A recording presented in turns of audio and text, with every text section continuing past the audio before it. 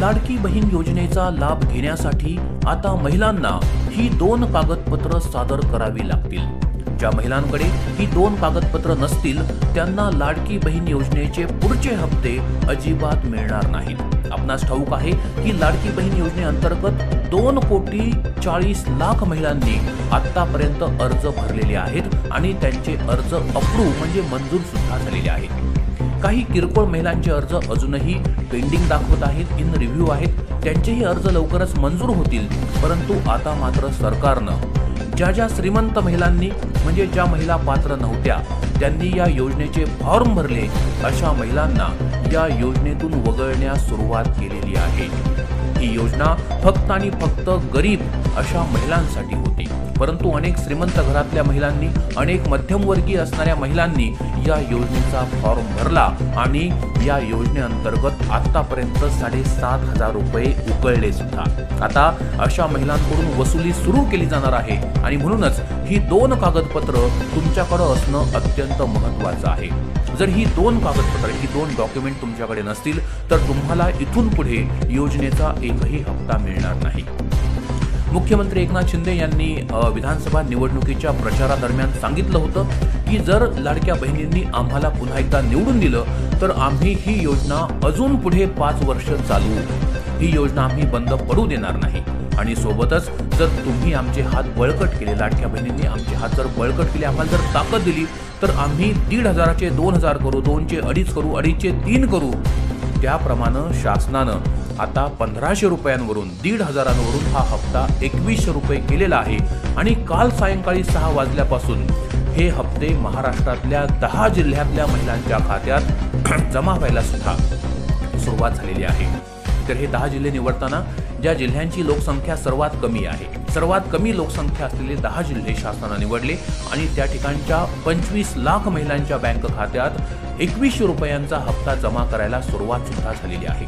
आता अनेक महिला त्या ठिकाणी कमेंट करत आहेत की आम्ही तर त्या जिल्ह्यात राहतो परंतु आम्हाला पैसेच आले नाहीत। आता त्या जिल्ह्यांची नावं सुद्धा मी तुम्हाला सांगणार आहे, थोडंसं थांबा। तर महिला तक्रार करतात की आम्हाला पैसेच आले नाही। तर ज्या महिलांनी फॉर्म भरत असताना जी डॉक्युमेंट आपण अपलोड केली तर त्या डॉक्युमेंटची पुनर्पडताळणी चालू आहे, रीचेकिंग चालू आहे। ज्या महिलांनी चुकीचे फॉर्म भरले, चुकीची कागदपत्र सादर केली अशा महिलांना याचा मोठा फटका बसतोय। तर बघा, या 10 जिल्ह्यांची तर मी नावं सांगतोच, 2 कागदपत्र कोणते आहेत ते सुद्धा तुम्हाला व्यवस्थित समजावून सांगतो। परंतु त्यापूर्वी माझ्या सर्व बहिणींना आणि माझ्या सर्व ताईंना एक नम्र विनंती आहे की हा व्हिडिओ पाहत असतानाच या व्हिडिओला 1 लाईक आपण नक्की करावं। मला माहिती आहे आमच्या सर्व ताईंना, आमच्या सर्व बहिणींना आमचे व्हिडिओ खूप आवडतात। अत्यंत महत्त्वाची अशी माहिती त्या व्हिडिओमधून मिळत असते, महत्त्वाचे अपडेट वेळोवेळी मिळत असतात, परंतु व्हिडिओ पाहण्याच्या नादामध्ये त्या व्हिडिओला लाईक करणं मात्र विसरून जातात। तेव्हा सर्व आमच्या ताईंना, आमच्या बहिणींना नम्र विनंती आहे, आपण व्हिडिओला लाईक नक्की करा आणि तुम्ही हा व्हिडिओ नक्की कुठून पाहत आहात, तुमच्या गावाचं नाव, तुमच्या शहराचं नाव तुम्ही कमेंटमध्ये नक्की लिहा, तुमच्या जिल्ह्याचं नाव लिहा, जेणेकरून आम्हाला देखील कळेल की तुम्हाला तुमच्या जिल्ह्यात पैसे आलेले आहेत की नाही। तर त्या 10 जिल्ह्यांची नावं मी तुम्हाला सांगतोय, म्हणून तुम्ही तुमच्या जिल्ह्याचं नाव कमेंट बॉक्समध्ये नक्की लिहा आणि ज्यांना शक्य असेल हा व्हिडिओ व्हॉट्सॲपवर, फेसबुकवरती तुमच्या मित्रमैत्रिणींना, तुमच्या कुटुंबियांना अवश्य शेअर करा। आणि हो, केवळ लाडकी बहीण योजनेवरती विसंबून राहू नका, शासनाच्या अनेको योजना येत आहेत ज्यातून लोक लाखो रुपये कमावत आहेत। तुम्ही सुद्धा शांत बसू नका। लाडकी बहीण योजनेसोबतच विश्वकर्मा योजना असेल किंवा लखपती दीदी योजना असेल, अनेक योजना आहेत ज्यातून मोफत सायकली मिळत आहेत, मोफत स्कूटी मिळत आहेत। मुलींच्या नावाने 1 लाख रुपयांची ठेव शासनाकडून ठेवली जात आहे, मोफत शिलाई मशीन मिळत आहेत, तुमचा रोजचा स्वयंपाक करण्यासाठीची सोलरची किट सुद्धा मिळत आहे। तर त्या योजना जर तुम्हाला ठाऊक नसतील आणि जर त्या योजनांचा लाभ तुम्हाला घ्यायचा असेल तर आताच आपल्या चॅनलला सबस्क्राईब करून बेल आयकॉन दाबा, घंटीचं बटन दाबा, ऑलला क्लिक करा, म्हणजे जेव्हा कधी या योजनेचे व्हिडिओ आम्ही टाकू ते व्हिडिओ तुमच्यापर्यंत पोहोचेल। आम्ही यापूर्वी सुद्धा अनेक व्हिडिओमध्ये माहिती दिली आहे, ते व्हिडिओ जर पाहायचे असतील तर त्यासाठी सुद्धा चॅनलला सबस्क्राईब करणं फार गरजेचं असतं। तेव्हा चॅनलला सबस्क्राईब करा, बेल आयकॉन दाबून ऑलला क्लिक करा। चला, आता हे जे 10 जिल्हे आहेत की ज्या 10 जिल्ह्यांमध्ये हे पैसे वाटप सुरू आहे, त्या 10 जिल्ह्यांची नावं मी तुम्हाला सांगतो आणि त्यानंतर जी 2 डॉक्युमेंट आपण त्या ठिकाणी सादर करायची आहेत त्या 2 डॉक्युमेंटची नावं सुद्धा सांगतो। तर बघा, पहिला जिल्हा आहे सिंधुदुर्ग। कोकणातील सिंधुदुर्ग जिल्ह्यातील महिलांच्या खात्यात पैसे जमा होत आहेत। आता ज्यांच्या खात्यात पैसे आलेले नाहीत, नक्कीच त्यांच्या फॉर्ममध्ये त्रुटी आहेत। त्यांनी डॉक्युमेंट सादर करताना ही 2 डॉक्युमेंट सादर केलेली नाहीत। आता त्यांना नव्यानं ही 2 डॉक्युमेंट दाखल करावी लागतील, 2 कागदपत्र सादर करावी लागतील। पहिला जिल्हा सिंधुदुर्ग, दुसरा जिल्हा आहे गडचिरोली, विदर्भातला जिल्हा आहे। अगदी शेवटचा गडचिरोली, थोडासा नक्षलग्रस्त असणारा जिल्हा। तिसरा आहे हिंगोली जिल्हा, हिंगोली मराठवाड्यातला हिंगोली। चौथा आहे वाशिम, वाशिम जिल्हा। पाचवा आहे भंडारा, भंडारा जिल्ह्यातल्या महिलांना पैसे आले आहेत। वर्धा जिल्हा, गोंदिया जिल्हा, रत्नागिरी कोकणातील रत्नागिरी जिल्हा, नंदुरबार जिल्हा, नंदुरबार खानदेशातील नंदुरबार आहे। आणि शेवटचा आहे धाराशिव, म्हणजेच पूर्वाश्रमीचं नाव उस्मानाबाद, आता ते बदलून धाराशिव करण्यात आलेलं आहे, तर धाराशिव। तर पुन्हा एकदा बघा, सिंधुदुर्ग, गडचिरोली, हिंगोली, वाशिम, भंडारा, वर्धा, गोंदिया, रत्नागिरी, नंदुरबार आणि धाराशिव। तर तुम्ही म्हणाल की बाबा हे 10 जिल्हे त्यांनी कशामुळे निवडले, तर या 10 जिल्ह्यांची लोकसंख्या ही बाकीच्या जिल्ह्यांपेक्षा सर्वात कमी आहे। तर आपल्या महाराष्ट्रामध्ये एकूण 36 जिल्हे आहेत आणि या 36 जिल्ह्यामध्ये वेगवेगळ्या टप्प्यात शासनाकडून पैसे जमा केले जातात। तर काल सायंकाळी 6 पासून आज सायंकाळी 6 वाजेपर्यंत या 10 जिल्ह्यातील महिलांच्या खात्यात पैसे जमा केले जातील। त्यानंतर उर्वरित जे 10 जिल्हे आहेत त्या 10 जिल्ह्यातल्या महिलांना पैसे दिले जातील आणि तिसऱ्या दिवशी जे उर्वरित 16 जिल्हे आहेत, हे 10, 10, 16 असे टोटल 36 जिल्हे, तर अशा प्रकारे हे नियोजन करण्यात आलेलं आहे। त्या दिवशी त्या जिल्ह्यातील महिलांच्या खात्यामध्ये पैसे जमा होतील। आता उद्या नक्की कोणत्या महिलांच्या खात्यात किंवा आज सायंकाळी 6 नंतर कोणते उर्वरित 10 जिल्हे असतील ती सुद्धा माहिती आम्ही लवकरच आज दुपारी 12-1 वाजेपर्यंत टाकून देऊ, किंवा जसं शक्य असेल तशी ती माहिती तुमच्यापर्यंत नक्की पोहोचेल। तर तो व्हिडिओ जर तुम्हाला मिळत नसेल तर आता चॅनलला सबस्क्राईब करणं गरजेचं आहे।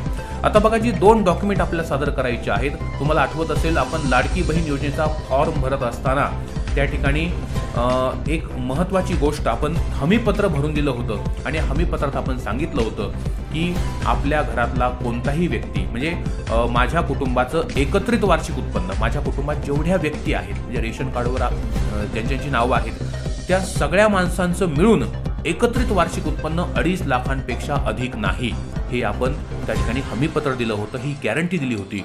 परंतु अनेक महिलांनी ज्यांचं उत्पन्न 2.5 लाखापेक्षा जास्त आहे त्यांनी सुद्धा फॉर्म भरले आणि हा एक प्रकारचा स्कॅम आहे, फ्रॉड आहे।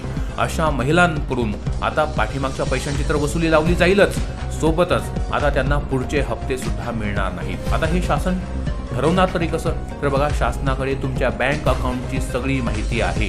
तुम्ही पाहिलं असेल मागच्या आठवड्यामध्ये शासनानं संजय गांधी निराधार योजनेविषयी लाडकी बहीण योजनेच्या पोर्टलवरती माहिती जाहीर केली।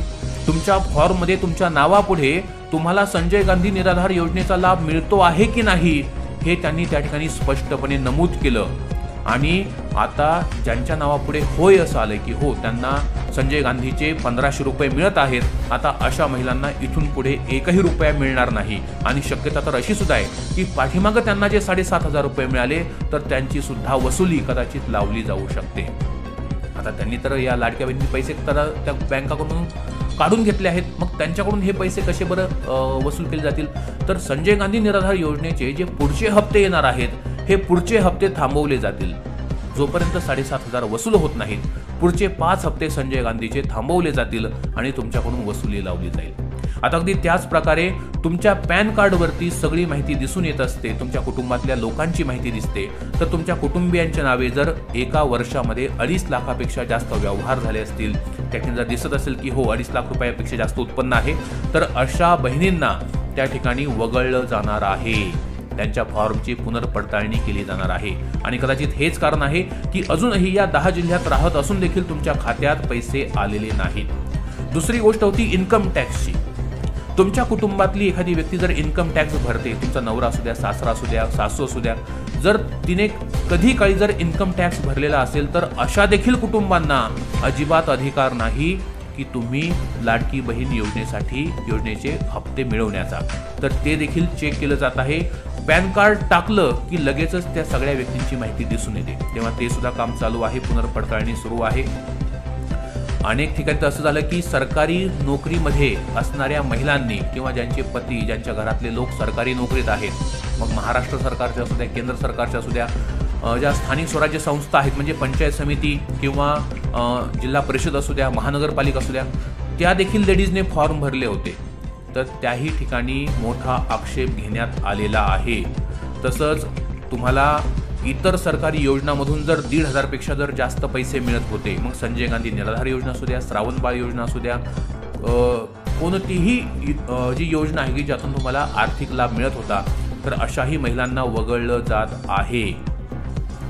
आता बघा, तुमच्या नावावर किंवा तुमच्या कुटुंबातील एखाद्या सदस्याच्या नावावर जर एखादं 4 चाकी वाहन होतं, ट्रॅक्टर सोडून जुनं पाण्यात, जसं की बऱ्याचशा लोकांकडे ज्या पहिल्या ज्या जिपा होत्या, कमांडर जिपा, तर त्या होत्या, जुन्या कार होत्या, आता सध्या तर त्या मोडीत निघाल्या आहेत, परंतु तुमच्या नावावर त्या आहेत, तर अशांची देखील त्या ठिकाणी तपासणी चालू आहे, चेकिंग चालू आहे. अशा सगळ्या महिलांना त्या ठिकाणी वगळलं जाईल.